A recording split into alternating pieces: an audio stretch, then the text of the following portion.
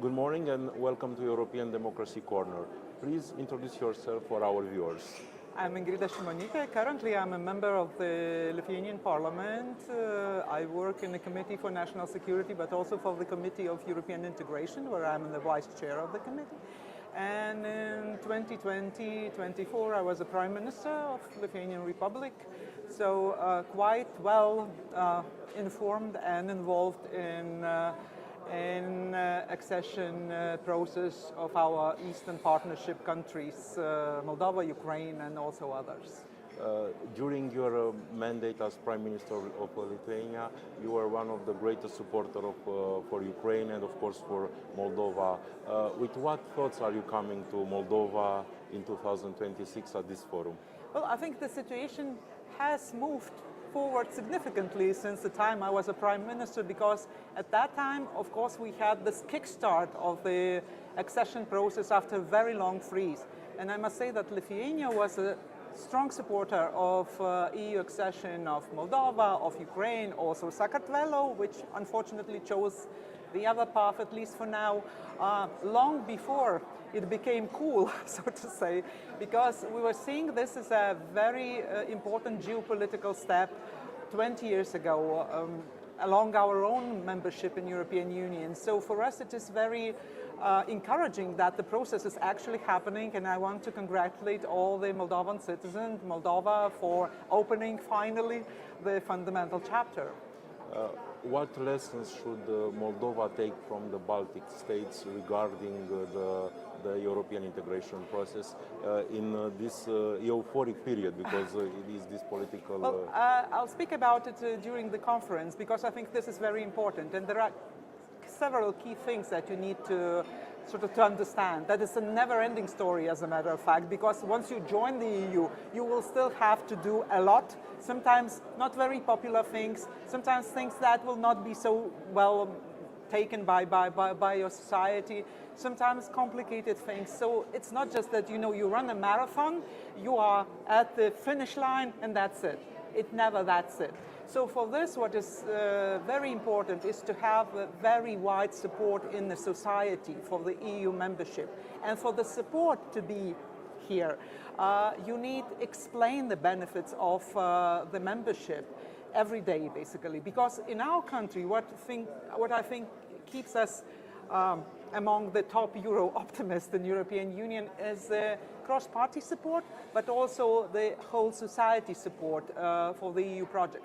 Because it comes from the society rather than from politicians, the understanding of how huge transformation Lithuania has undergone being a member of the European Union. And of course, what would be the advantages for the European Union if the Republic of Moldova would become a full member? Well, I will explain it by contrast. Please. Look at the other options. And what other options are there?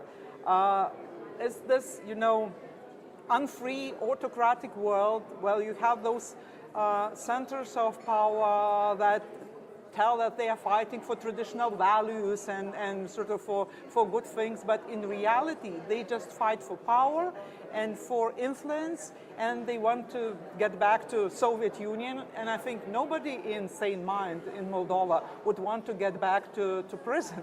So European Union is a union of free countries. Of course you have costs of membership, but you have huge benefits of membership, and look at facts, look at numbers, look at Lithuania, Latvia, Estonia, any country that joined the European Union from very similar background where we all were in 1990s.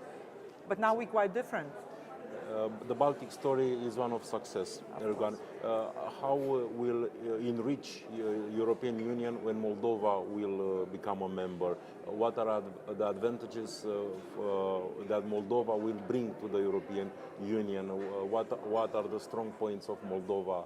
I think understanding of the region, understanding of the threats, because now the eastern flank countries are so important because of their very blunt and very sober understanding of the threats that are stemming from the eastern neighborhood, this Kremlin and satellites, against European Union. And we know how they behave, how they act, what the threats are.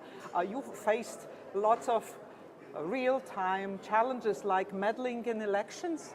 And this is something that is a real risk for all the European countries, because what Putin wants to do, he wants just to European Union to collapse. And finally, what are your thoughts for the organizers of this summit here in Chișinău, in this beautiful Moldovan summer? Well, I think it is very important that we are here at the moment where there's lots of optimism, because the chapters have finally been opened, so we see the real progress, and I hope it will be a fast one. Moldova did amazing job during the recent 2-3 years in preparing the ground for opening the chapters, and I hope it will be successful in going forward. But we need to discuss how we make that sustainable, how we make that irreversible. And I think maybe we can share some experience with Moldovan colleagues, but first and foremost, we can offer our help in doing the talk while you're walking the walk.